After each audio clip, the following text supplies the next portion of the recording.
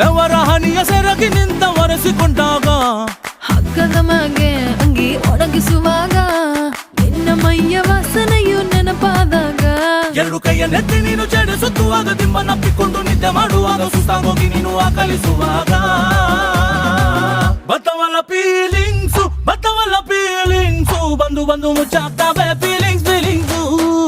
ಬತ್ತವಲ್ಲ feelings